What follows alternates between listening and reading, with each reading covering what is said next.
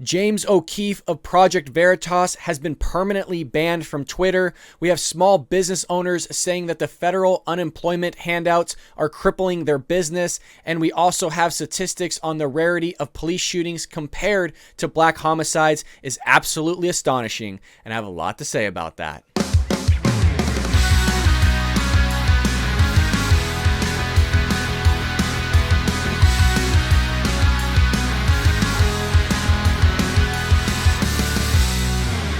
Before we get into our lead story today, please take a moment to hit that like button. It does help me push my video out there to viewers who have not seen my content or my channel. And if you enjoy the Bald Brad Show, please make sure you hit that subscribe button as well as the bell notification button so you are notified whenever we go live, which is every Monday through Friday, 9 a.m. Eastern Standard Time. And for our lead story of the day, it comes from our friends over at the Daily Wire. If you're not already a member, please go over and become a subscriber today.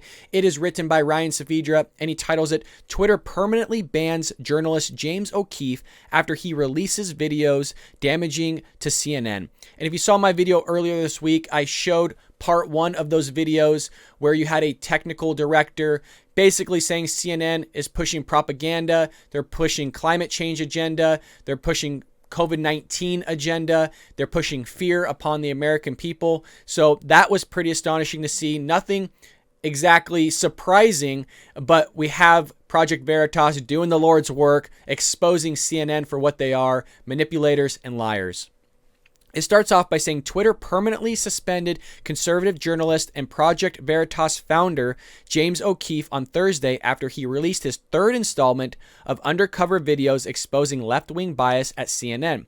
Twitter claimed without evidence that O'Keefe was violating the Twitter rules on platform manipulation and spam. And we see this time and time again from Twitter where they're going to ban somebody or suspend somebody without giving them a reason. I believe the most current person I saw this happen to was Steven Crowder of Louder with Crowder and Mug Club, where he was suspended from Twitter without reason. And finally, he got his lawyers involved, and thankfully they were able to figure it out. But you have James O'Keefe here receiving a violation of Twitter and not necessarily giving the violation in detail of what he committed. As outlined in our policy on platform manipulation and spam, you can't mislead others on Twitter by operating fake accounts, and you can't artificially amplify or disrupt conversations through the use of multiple accounts, Twitter said. O'Keefe immediately released a statement saying that he was suing the platform, calling their statement accusing him of operating fake accounts false. I am suing Twitter for defamation because they said I, James O'Keefe, operated fake accounts. This is false. This is defamatory, and they will pay, O'Keefe said. Section 230 may have protected them before, but it will not protect them from me. The complaint was filed or will be filed Monday. Donald Trump Jr. responded to Twitter's latest crackdown against conservatives by writing on Twitter, in case you have figured out how it works by now, at CNN spreads propaganda to elect Democrats, and then at Twitter runs interference to protect CNN.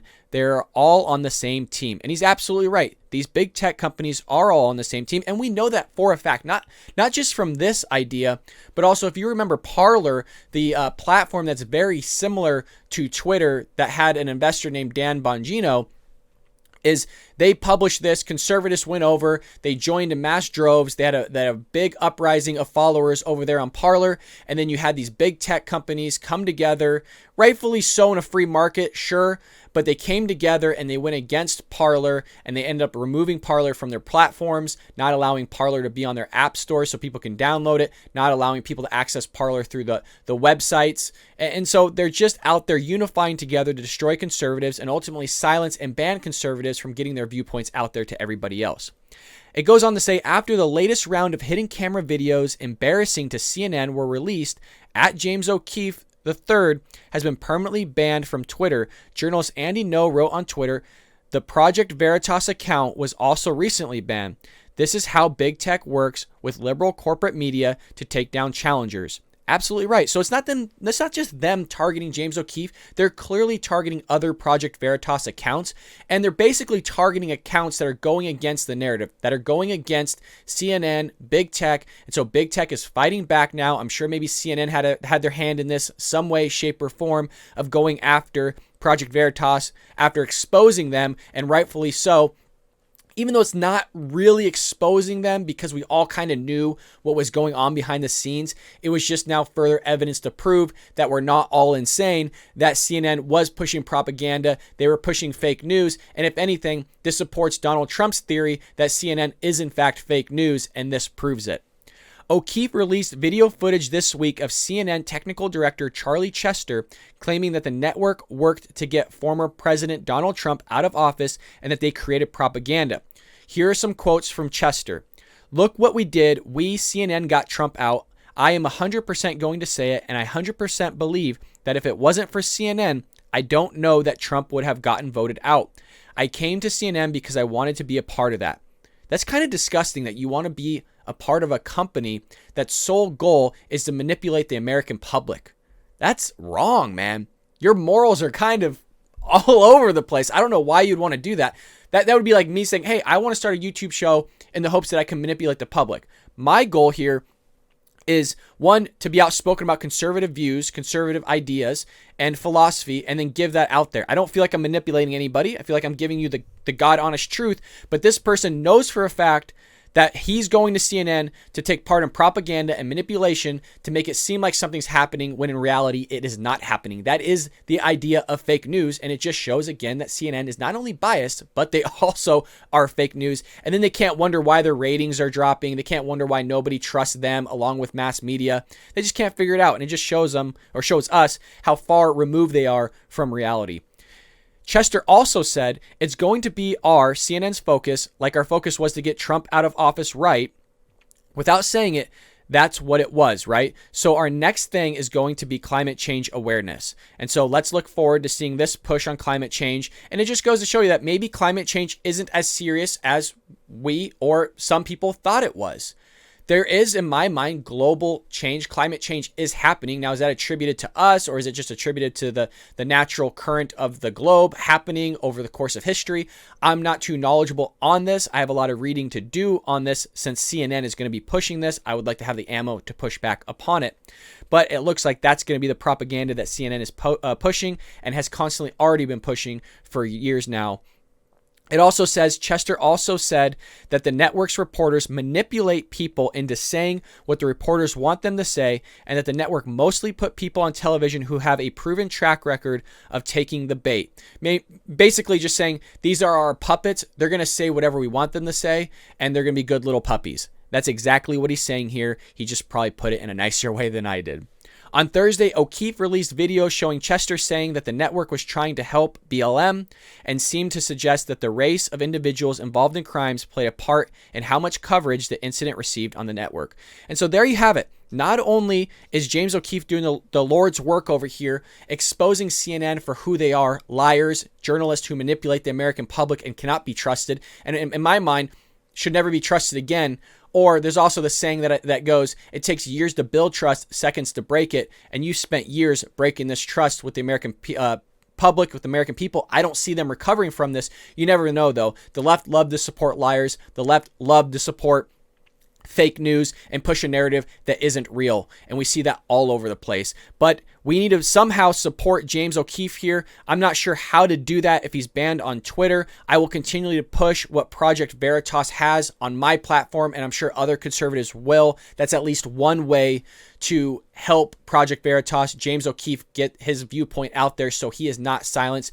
Very similar to Whitlock, who I covered the other day on helping get his viewpoints out there, even though he's been suspended on Twitter as well. I believe his full name is Jason Whitlock. And we need to be that mouthpiece for these other conservatives so that they aren't silenced, so they still have an opportunity to have free speech, because these leftist companies like Twitter, Facebook, YouTube, they don't want you to have that opportunity as a conservative to get your viewpoint out there and then change minds of other people, because we deal with logic and facts, where the left deals with chaos, unreasonable thinking, also just, again, not just chaos, but also illiterate narratives that just are absolutely fake news. I'm trying to be very PC on how I label things, which is why you're trying to see me think of words that I can use on YouTube without ultimately getting banned. But there you have it. Twitter permanently bans journalist James O'Keefe after he releases videos damaging to CNN. And absolutely right.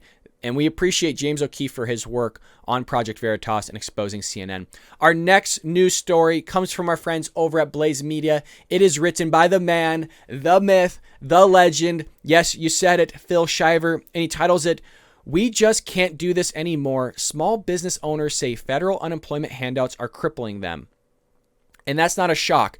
And just before going into this, what I imagine is going to take place is, and what has taken place is that what the unemployment is giving some employees is more than what that employee would be getting at that business. And so the employee's looking at it as, well, if the government's just going to continue to pay me more money, my income has increased. Why in God's name would I go back to work when the government's giving me basically free money? It's a handout and I'm making more money here than I am there. And so that's where I see this going. I've also heard this from businesses that I know that are friends that are having a similar situation happening to them. So that's my guess. I haven't gone in this article. I just like the title. I also like Phil Shiver, so I know it's going to be good. It says small businesses across the country have reportedly fallen on hard times in recent months. That's absolutely right, especially with what's going on with COVID. But not for a lack of business.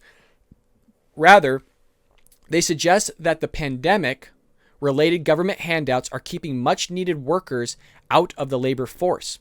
Business owners from Ohio, Florida, Wisconsin, and North Carolina told the Dispatch recently that pandemic enhanced unemployment benefits are stymieing their hiring efforts. It seems they argued that people would rather collect money from the government while they can, instead of working in a lower wage industry such as the restaurant business. So again, they're getting paid more somewhere else than they would at another place such as these businesses.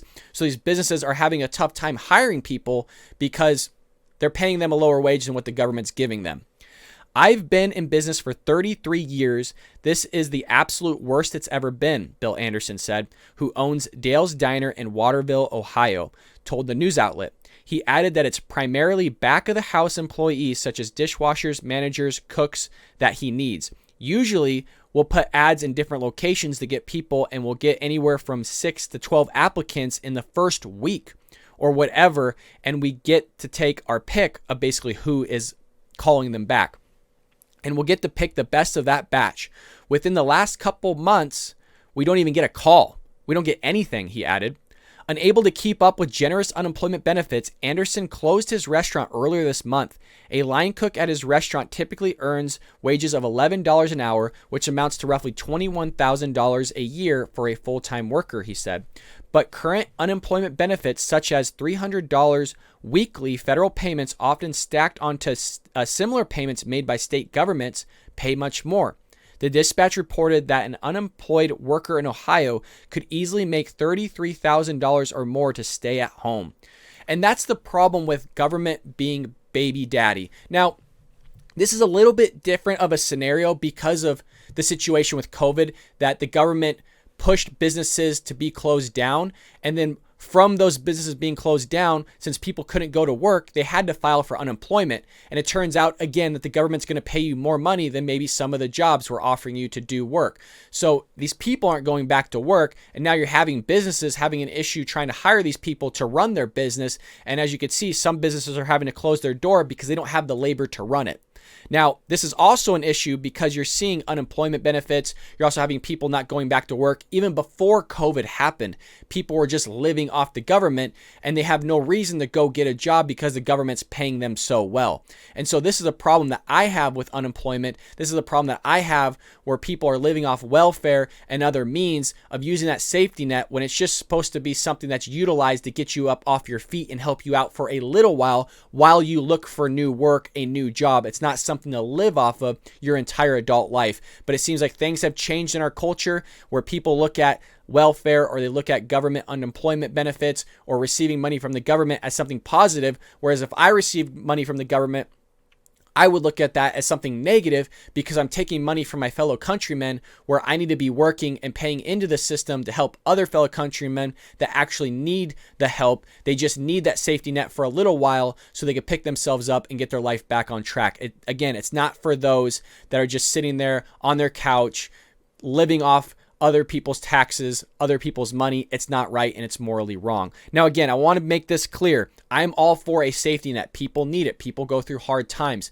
but there are people that are taking advantage of the system, and that's where morality comes into effect, of that you should know to go out and get a job and stop living off the government, even if the government's paying you more money. I understand there is an incentive there, and clearly almost a $10,000 incentive to still make money off the government compared to going and working for an employer. Now, I will say the difference and the advantage of going working for that employer, even though it's for a lower wage, is that one, there's an opportunity for growth, an opportunity to make more money. Whereas if you're just receiving money from the government, there's not necessarily an opportunity for growth. You're not going to just randomly get a higher raise from the government necessarily, unless that's something Democrats and the left want to push. Also, you're acquiring skills that can be useful for advancement or for to transfer from one job sector to another job sector and increase in pay that way. So by you sitting on your couch and just receiving money from the federal government for unemployment, you're not increasing your skill. Thus, there's an opportunity of when you enter back into the workforce, you're going to be going up against competition that has an opportunity to make more money than you or get more job offers than you, because they were within the market the longest and they were acquiring those skills that that laborer needs, whereas you were just sitting home on the couch receiving money for no reason when you could be out there working, acquiring those skills and making money. Last month, federal benefits, unemployment benefits, were extended to run through September as part of the Biden administration's $2.25 trillion. I was way off. $2.25 trillion coronavirus relief bill. How often do you say 2.25 trillion, right? In your life, if you really think about it, how often do you say the word trillion or billion?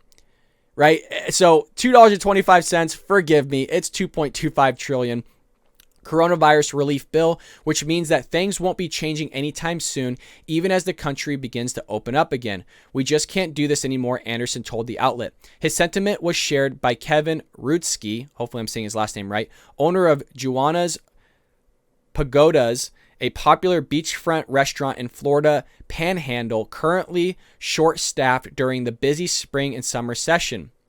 The business owner said his restaurant has 2 kitchens, but at the moment, there are only enough workers to operate one of them. So basically, people aren't even coming in. They're not even offering. They're not even making an attempt to be hired. Normally, I have people lined up to work. I never advertised for a job ever. People just showed up, he continued. My competitors are running ads on radio stations, Facebook, etc.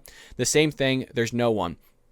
So you're having multiple business owners from different places that are trying to attain laborers to run their business, and it's just not there because the government wants to artificially pay people to ultimately stay at home, and that's not going to help the economy. That's only going to make the economy worse. And with the passing of this $2.25 trillion stimulus package, it's only going to make things worse, where you're handing out money to people that don't necessarily need that money. And I'll give you an example of myself. I'm receiving stimulus checks from the federal government that I don't necessarily need because I'm working full time. I've been working full time this entire year. So do I need that money? Not necessarily. Could I use it to pay my bills? Of course, I can always use money to pay off my bills, my student loans, whatever I need. But what I'm saying is that the handling of that cash disbursement should be somewhat different, to where there should be some sort of criteria, whether that's through the IRS filings of your taxes from previous years or the current unemployment data that's given today, is that there should have been some sort of registry that you would have to sign up for to receive that stimulus check and meet certain criteria. And that way, not only would maybe the coronavirus relief package have been lower than say $2.25 trillion, but also it would be going out to people who really need it. Now, I know there's people even from other countries that are American citizens that are receiving that stimulus check as well, that haven't been living here for quite some time. But with that being said, it's titled, "We Just Can't Do This Anymore. Small business owners say federal unemployment handouts are crippling them." Well, wait till you have more taxes being increased by the Biden administration. This is something I've talked about a lot, where the Biden administration not only wants to increase the corporate tax rate, but he also wants to increase on individuals making more than $400,000 a year. Now, I don't believe that's set in stone. We'll see. Like I said, he's going to come for the middle class, folks. You're not just going to spend $2.25 trillion. You're not just going to spend $2 to $3 trillion in infrastructure and then a whole nother few trillion on this and that, is that you're not going to get this money just from increasing the corporate rate from 21 to 28%. You're not just going to get that money from increasing income tax or the taxes on those making more than $400,000 a year. At some point, this is going to come back to the middle class. They're lying to you, very similar to how CNN, the fake news, is pushing out a propaganda machine that's pushing out fake news, lies to all of you. The Biden administration is that propaganda machine. They're no different than CNN. They're going to lie straight to your face, and they're going to take your money when they're done with you, because it sounds all good when they're going to take money from the rich, but when they start coming from you, the middle class and the poor, we're all donezo here, because again, we got to pay for this somehow. But the Biden administration not only doesn't know how to take care of the U.S.-Mexico border wall, they sure in hell doesn't know how to take care of the taxpayer either. And lastly, this story comes also from our friends over at Blaze Media. It is written by Daniel Horwitz, and he titles it, "The Rarity of Police Shootings Compared to Black Homicide Victims is Astonishing." I thought this article was relevant for today's issues that are happening with police shootings, of shooting some unarmed black men. And I'm using that word some very specifically because the data just doesn't show what CNN, MSNBC, and these major leftist news outlets are pushing. The data just doesn't support that. And these major news outlets want to push propaganda to the American people, the public. That's everybody. That involves conservatives, Democrats, left, right, trying to change their thinking on data that just, again, doesn't support what they're trying to show. It starts off by giving an analogy here. It says planes crash all the time. How do I know that? Well, we always hear about them on the news. This is the sort of intellectual rigor most people apply to the assertion that there is public policy problem of police shooting unarmed black people. They believe in this premise and take it on faith simply because the media focuses on every single one of them. Even though most of the shootings are justified, it's the ultimate optical illusion the media is able to create. The same way it is often appearing that planes are crashing all the time and that somehow we need systematic or a system reform of flight safety. And they do the same thing with like weather, right? They'll find the most destroyed house or the destroyed area of the entire place, and they'll make it seem like that destroyed area is happening everywhere in the neighborhood. I know this happened in my neighborhood when I was younger. We had a funnel cloud, basically almost like a tornado, come down. It like ripped the roof off of Albertsons. It skipped over like the freeway and basically uprooted a tree, and that was it. Well, the news cameras came in and they got glimpses of the little pieces of Albertsons roof that blew off, and then ultimately a tree that got knocked down in Southern California. And we're kind of amping it up like, whoa, this whole neighborhood was destroyed, when it was literally just a tree that fell on a car. The other 40,000 homes, nothing was wrong. There wasn't even a leaf on the street. But that's what the news does. And also, I think you remember you had Anderson Cooper sitting in like knee-high water, right? And then you have these people just like walking by or whatever. There's no big deal. And so they definitely try to create an image of fear. They try to create an image of something that isn't really happening. Again, that's where the manipulation comes into effect. That's where the propaganda comes into effect. And that's exactly what James O'Keefe exposed CNN of doing. It goes on to say here, in February, the Los Angeles-based Skeptic magazine published a survey showing that roughly half of self-described liberal or very liberal respondents believe 1,000 or more unarmed black men are killed by police every year. Isn't that astonishing? That there's people out there that think 1,000 or more black men are shot by police officers, or unarmed black men are shot by police officers. Even if you had to have some sort of reasoning and logic in your mind, you would have to think that number seems a little bit high. Even if the news was pushing it, right? You got to think that number just seems a little outrageous to anybody, that many people are being shot by the police, unarmed. So, I don't know. Maybe it's just because I teach statistics, and to me, when something smells like shit, usually it is shit. That's also an accounting term, by the way. And I know I'm cussing, but that's honestly the term that we use when it's auditing or we're doing taxes or something's happening within some sort of financial status and it doesn't seem right. And usually the saying goes, again, if it smells like shit, usually it is shit. If somebody said to me, 1,000 unarmed black men are being shot by the police, I'd be like, well, that sounds a little off. That sounds a little high. It kind of smells like you know what. And odds are it probably is going to be you know what.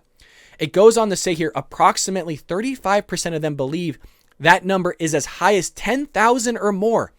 These are how off and out of touch with reality some of these people are. They don't know what is going on. Now, I don't know, honest to God, how you can fathom that 10,000 or more unarmed black men are being killed by the police every single year. There has to be some sort of connection in your mind to think, okay, that sounds a little bit crazy, but hey, 35% believe 10,000 or more are shot every single year. Wow. I mean, where's you going out and just doing a little bit of research on your own? Why in God's name would you watch any news outlet and just automatically believe what they say? I don't even expect that from any of you guys. I don't expect you to 100% believe everything that comes out of my mouth. That's crazy. There's times you slip up. There's times that maybe you'll misquote somebody or you'll misquote a statistic. It happens all the time. But the goal is I'm not just going to get all my facts from this person. I need to watch multiple outlets to see what the facts are. Go in and read some journals from published scholars and actually read up on this stuff. And speaking of police brutality, I believe there's a book called War on Cops or War on Police by Heather McDonald. Great author. I read a few of her books. Go and check that out. That's a great book as well. But it goes on to say, even among self-described moderates, 66% believe about 100 or more unarmed black people are killed every year, as well as 50% of self-described conservatives and very conservative respondents. 54% of conservatives think 100 or more. Man, I'm sorry. I struggle with seeing, like, how could you walk around with that kind of statistic in your mind and not go out and at least challenge it? Anything I hear on the news, I'll go up and read more about. I won't just take whatever they say as, well, that's the all-knowing, all-being news outlet that just must know everything. Especially in today's climate, you're going to sit there and believe a news outlet or believe what you are watching on TV as that's going to be actual fact. With what's going on with CNN, MSNBC, and all these leftist news outlets, and honestly, sometimes even Fox News. I utilize graphs from Fox Business and Fox News in my stats class that is talking about a unit on manipulation of data.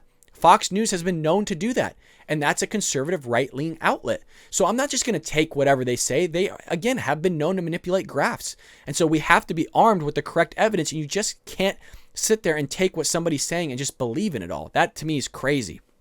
It goes on to say, the reality, according to the Washington Post database on police shootings, 18 unarmed black people were killed by police in 2020 and 13 in 2019. Think about the thousands upon hundreds of thousands of police calls that take place. And taking place with black African-American people or the community within black and African-American communities. And only 18 unarmed black men were killed by the police. And by the way, that's just unarmed. That doesn't mean that they were going after the police officer's gun. That doesn't mean that they tackled a police officer and were doing something. So some of these shootings of these 18 unarmed black men might have been justified. So the number's most likely even lower than that. But this is the narrative that CNN, MSNBC push, all these left-wing news outlets are pushing, is that this stuff's happening all the time, which is why there's people that are thinking 10,000 or more African-American men that are unarmed are being killed by the police every year. This isn't something that they thought over 100 years, over 10 years. Every year they think 10,000 or more black people are being killed unarmed by the police officers. That is crazy. I didn't know it was that bad. I mean, you got to be really out of touch with reality here. It should be noted that unarmed doesn't necessarily mean unarmed, and that's exactly what I was talking about. In some cases, media reports are often wrong or don't give proper context, such as when the criminal doesn't cooperate and then reaches into his pocket while running away and whips around back at the cops. So that's something a little bit different than what I was talking about, but you might still justify that shooting dependent on if the suspect was reported to having a firearm, all these other things. Sometimes these are justified shootings. I'm not going to go too far into it because we're just kind of just shooting off the cuff here on what a situation could have been. It's a hypothetical. I don't like necessarily getting into hypotheticals. Other instances include a suspect severely beating another cop or civilian. So that's something we've talked about just now, is that when, say, you get tackled by a man and he's sitting there beating the crap out of you, pummeling your face, and you might go unconscious. Well, there's nothing stopping that person at that moment when you're unconscious from grabbing your gun and just putting a couple in your face or your forehead. So that's a justified shoot right there. If you're going to sit there and tackle a police officer and start beating the crap out of them, well, you just forfeited your life or your opportunity to life at that point, and you're going to get a few in the chest and probably a couple in the head as well.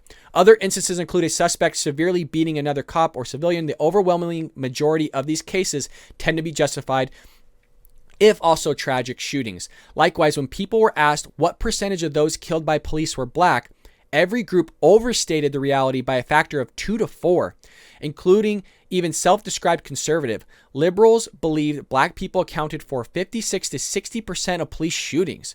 Moderates estimated the share at 46%, and conservatives ballparked it at 38%. Even then, you got to think that's really high. I mean, I don't know. Maybe we just don't teach statistics enough in high school. I don't know, or even college. In reality, 23 to 27% of fatal police shootings in 2019 were of black people.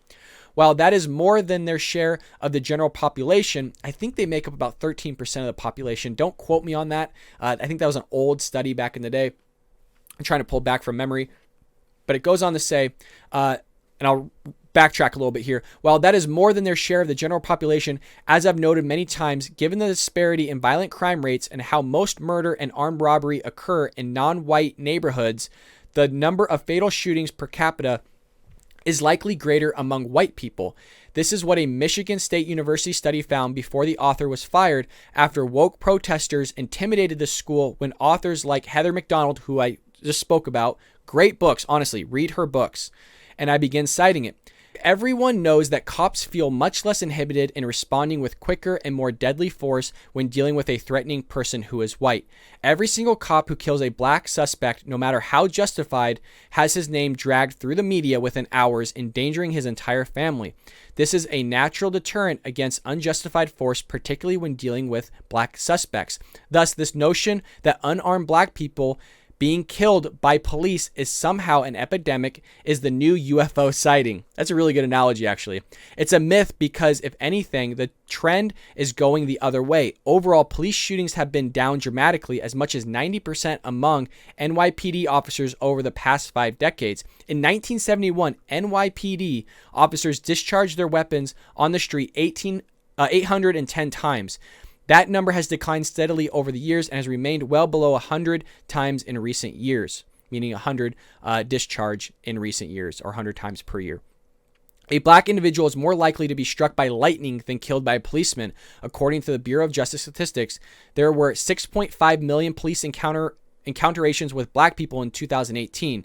At between 1 in 300,000 and 1 in 500,000, their chances of being killed by a cop are pretty similar to the chances of being struck by lightning. And of course, for those who don't run from or fight with the police, their chance of death is essentially 0. And this is exactly the statistic that I was referring to when I said that with Kim Potter that just shot Daunte Wright, is that his outcome of being shot would have probably been a lot less, almost virtually 0, if he had never ran from the police. The second he tried to get back in his vehicle and evade police, he just increases his chances of an accident happening, whether that was being shot or taking off and being struck by another vehicle, or him losing control of the wheel and striking maybe a pole and passing away that way, or him striking a pedestrian and accidentally killing somebody else, which he would be hit with manslaughter at that point.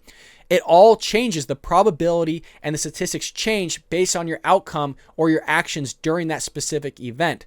And it's the same thing with a police officer. If he never escaped, that police officer most likely would have never drew her weapon and wouldn't have made the mistake of trying to draw her handgun rather than her taser. And so, again, the statistics change on this, but the overall study is that you are more likely to be struck by lightning than you are to be shot by a police officer. But that's not what the leftist news organizations are going to push. They're going to continually push this idea that unarmed black men are just being hunted down in the streets by white police officers or police officers in general, when again, the studies just don't show that. They do not prove that, but it doesn't matter to the left. The left will always show an outlier and apply the outlier to the entire data set, to the entire study, which is not just misleading, but it's a manipulation of data at that point. And it's also a way of pushing a propaganda, which is why I wanted to start not just with the lead story and roll in to what happened with CNN and James O'Keefe there, but apply it to ultimately something that's happening in our current life, in current events right now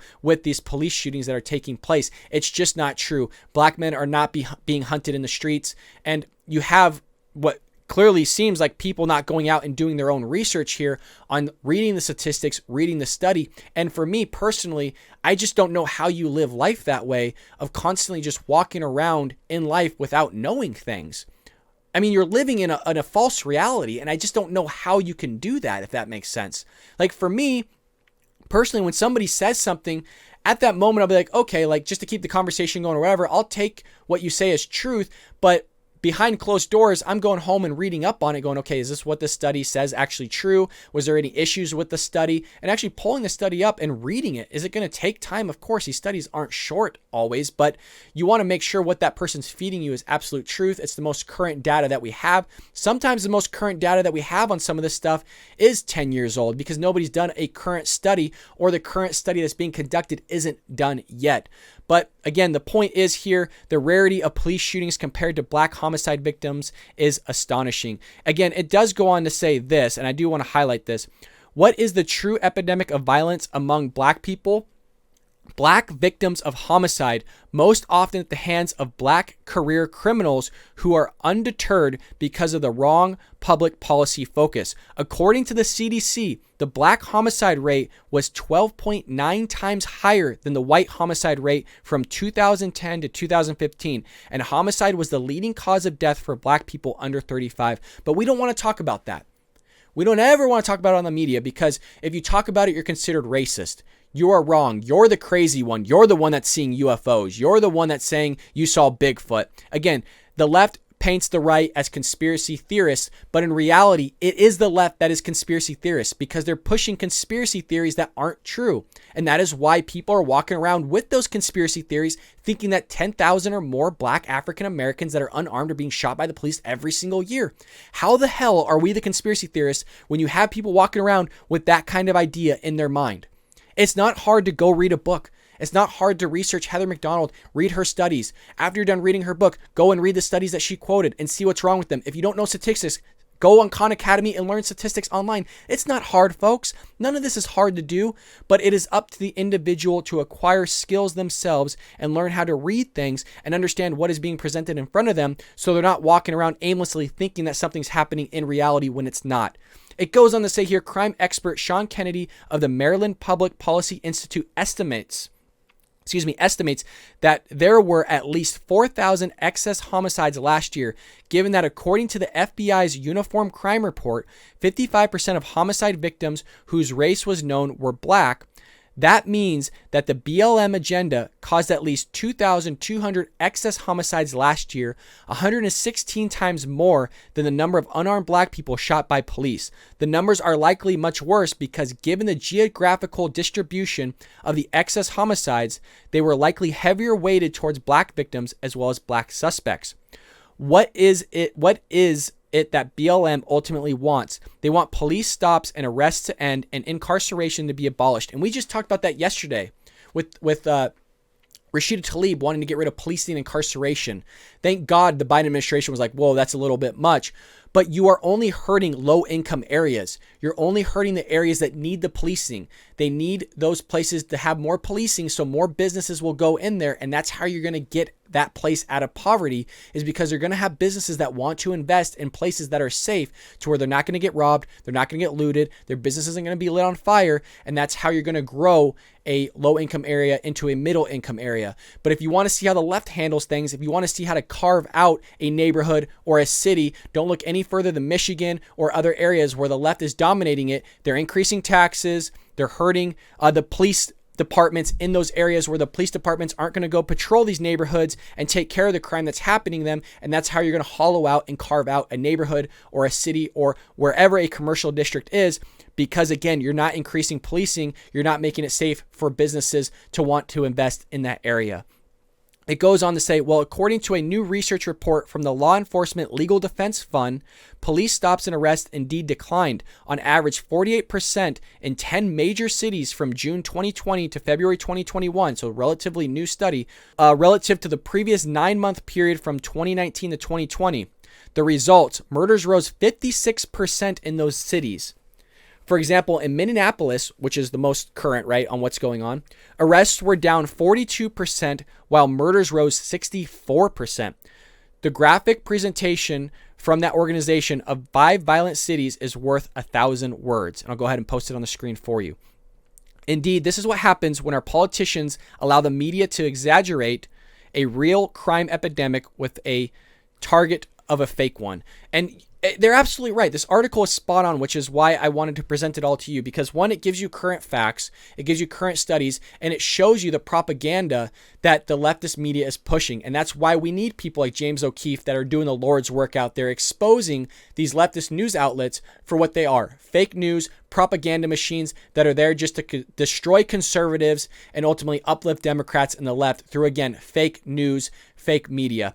And also on top of that, with everything that's happening, you see the current state of our country, both Democrats and conservatives and Republicans, is that even they are falling into this fake news idea or these fake images that the media is constantly pushing, to where they're thinking that there's a lot more unarmed black men being shot in the streets than what is actually occurring. And they're not even close, right? There was conservatives, 54%, I believe it was quoted as, and hopefully I'm not misquoting that, we're thinking that about 100 or more unarmed black men were killed each year. Yeah, so it's 54% of self-described conservatives and very conservative respondents. And for me, conservatives, then we need to do a better job of getting these out there to other conservatives so that you all can be equipped and your minds can be changed on what is actually happening out there in our country. Again, this is not happening. It's all a manipulation. Now, is 18 unarmed black men passing away, being shot by the police, sad? Absolutely. Again, a life is a life, but that doesn't mean all 18 were unjustified. Maybe a handful of them were, and that's where we have a system put in place